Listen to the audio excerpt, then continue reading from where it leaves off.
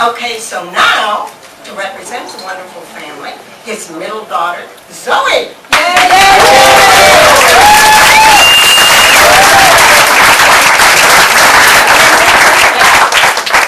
Hello. Hello. I'm not thoroughly acquainted with speaking to so many people at one time, so I'll try to keep my head together. I'm Zoey Wolf. I'm Dan Wolf's daughter. And in the 23 years that I've been alive, I've watched my dad grow his business, strengthen his connections to his community, and begin his political career, all with keeping his family in mind, keeping us close, and being home for dinner.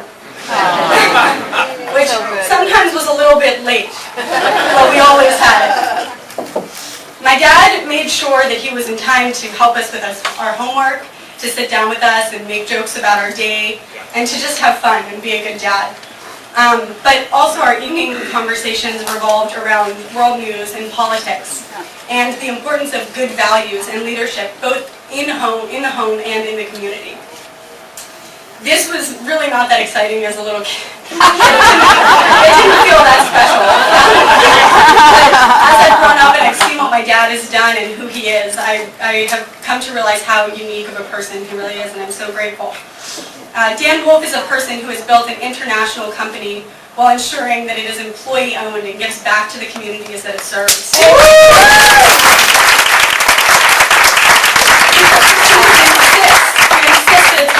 To contribute to nonprofits and to people who need it than to set value in accruing personal wealth. He is a father who taught my sisters and I that moral integrity matters most, and that we all win when we support in each other's success. And indeed, he led us by example by always being the first person to step up when someone in the community was suffering or in need of help. He is also a man who has encouraged his daughters to dream without regard to their gender, which some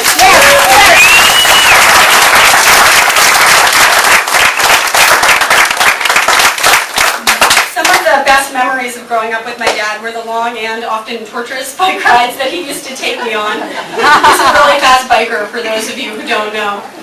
So as I pedaled to keep up, it was that time that we also used to talk. So I was panting a little bit. He was fine.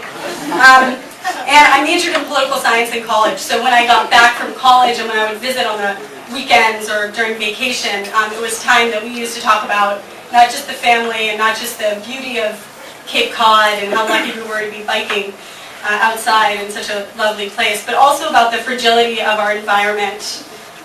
We talked about politics, both on Cape Cod and in Massachusetts, but around the country and around the world. And it was in these moments that I heard the true passion in my dad's voice. When you talk with my dad about politics, you realize what an impassioned person he is. And his business background is really important, but his passion, I think, is what really speaks to his ability to lead. So it's something I'm very proud of about him. And we would talk about the middle class, the economy, his work at the State House, and his firm belief that a strong leader is an advocate for the rights of many rather than the power of a few. My dad inspires and encourages me to be politically active, to become a leader in my own right, and to believe in my own ability to change the lives of those around me.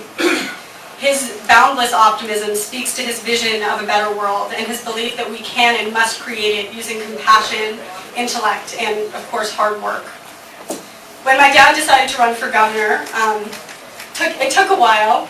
A lot of family talks, and I appreciate that also speaks to him. He kept his family really involved in the decision. But when he finally decided, I was so thrilled.